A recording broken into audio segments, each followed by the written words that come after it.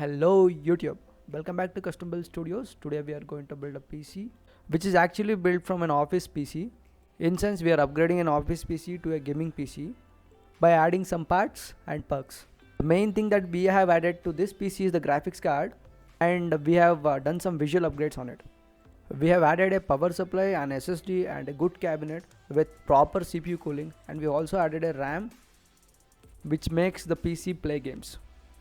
When it comes to the motherboard, we are using the included motherboard which contained Gigabyte H81 motherboard with i3 3220, which is a dual core with hyper-threading, which can game most of the esports games just fine, and it's based on LGA 1150. We can put something like i5 3470 in this thing, but for budget concern we are just going with the motherboard.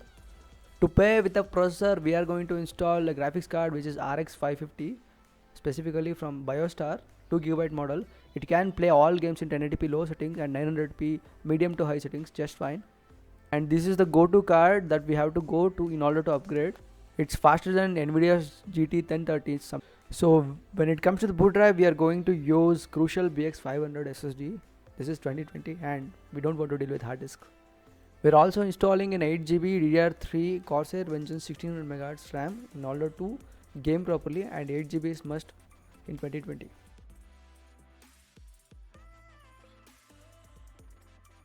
We are carrying the old Seagate Barracuda hard disk which was originally inside that crappy office PC.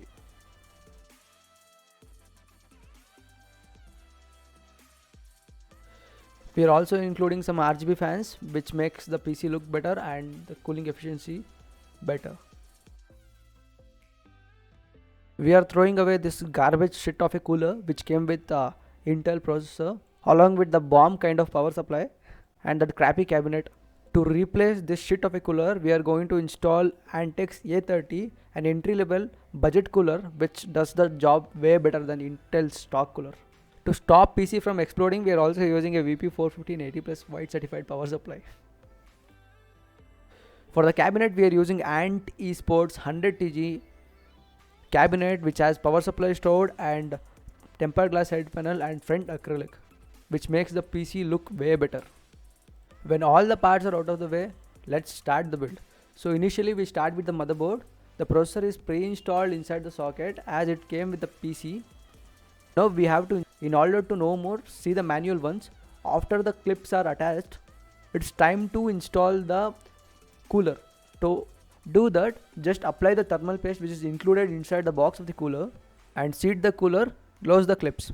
After closing the clips, attach the fan header to the motherboard. After attaching the fan header, now we have to install the RAM. In order to install the RAM, open the clips which are near the RAM modules socket and slowly insert the RAM until you hear a click sound. After this, the motherboard part is ready.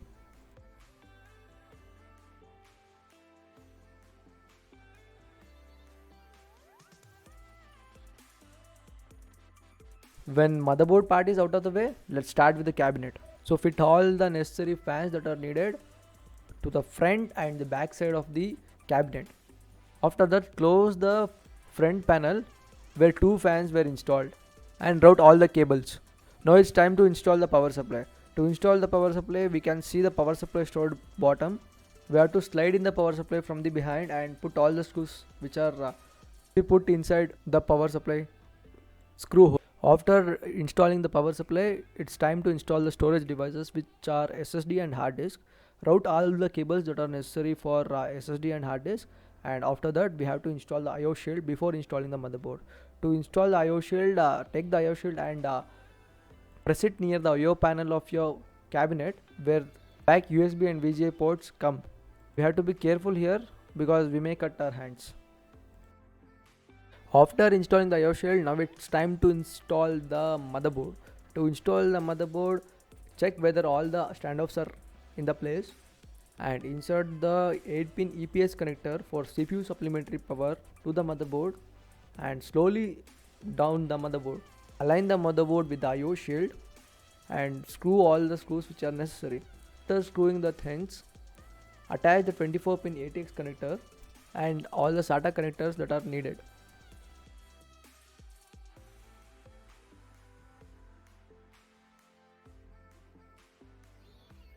After installing the motherboard, now it's time to install the graphics card. So this graphics card doesn't require any special 6 or 8 pin connectors, and it's an RX 550 and an efficient chip which has 3 display outs. We can do 3 4K 60 fps monitors with it. To install this, open the retention bracket near the first PCI slot and slowly install the graphics card in and screw the graphics card.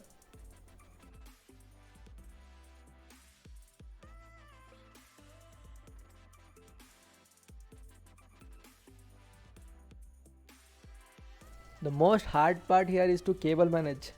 Route all the cables necessary through the given holes and use zip ties and scissors to cable manage properly. I'll fast forward this process so that you guys may not get bored by cable management footage. After cable management, close the back cover, then the build is complete.